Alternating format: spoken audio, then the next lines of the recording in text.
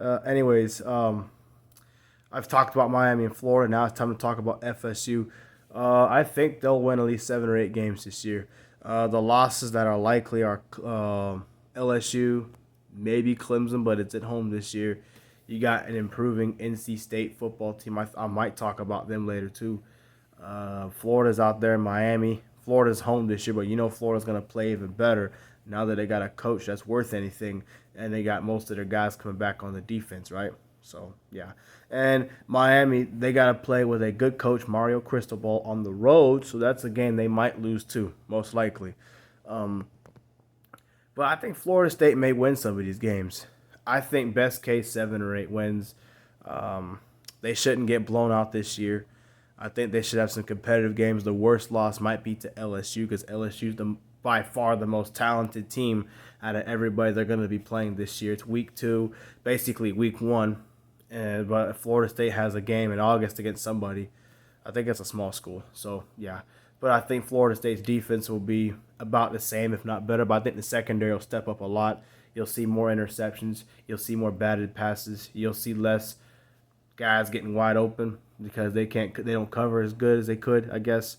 I think that'll be fixed up. I think Florida State's tackling will be even better than what it was.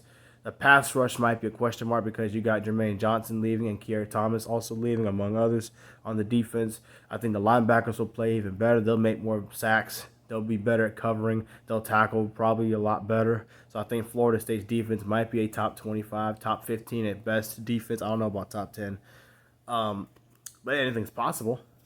I think FSU's run game might be about the same, if not a little bit better.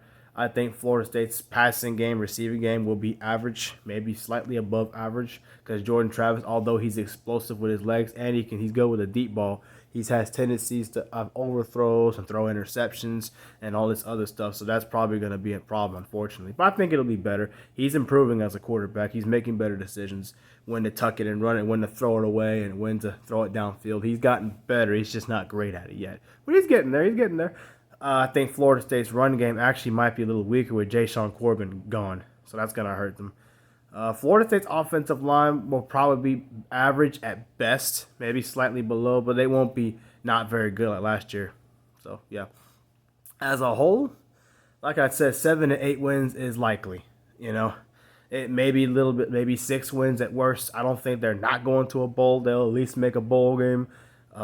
Like I said, but you got LSU out there, Clemson, Miami, Florida, NC State. They're all getting good. They're all getting better. NC State's actually very underrated. State, excuse me, not State. Yeah, I think that's what I expect from FSU this year.